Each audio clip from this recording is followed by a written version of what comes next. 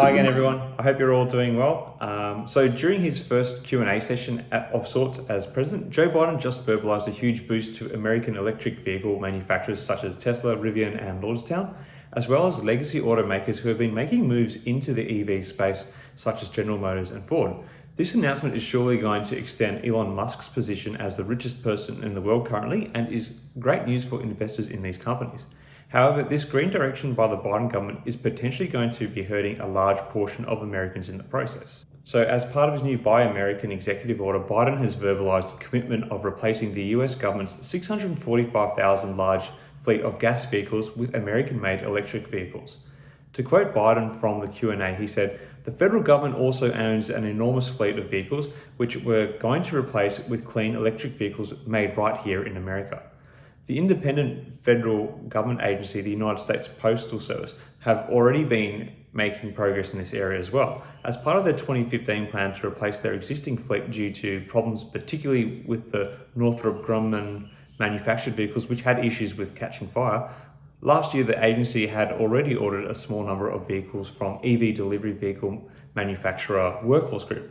Biden's position could also further a push into USPS acquiring more EV vehicles as part of their 180,000 vehicle replacement plans over the 7-year period. Biden has also made problems to offer rebates and other incentives for consumers to replace their gas vehicles with electric vehicles. However, with all these plans, there are still no details on what the incentives are and how they will work. This move to promote American-made EVs is part of the new Biden administration's plan for economic recovery in the US and is surely welcome news to investors in EV companies, including myself, who owns positions in both Tesla and Workhorse Group, and will help ensure the huge rally and support the industry has received from investors in 2020 will continue to solidify and grow. Factoring in Biden's recent decision to cancel the Keystone pipeline, Biden's position to push America to be a greener state is clearly central to his agenda. While it is all good to move the country in a greener direction, something I'm sure everyone can appreciate as being positive, I think Biden needs to come up with a clear plan for how he is going to look after workers and businesses who are going to be displaced by this policy direction. If this administration continues moving support away from traditionally fossil fuel reliant industries such as steel making and energy production, we're going to see towns and cities start to hurt a lot.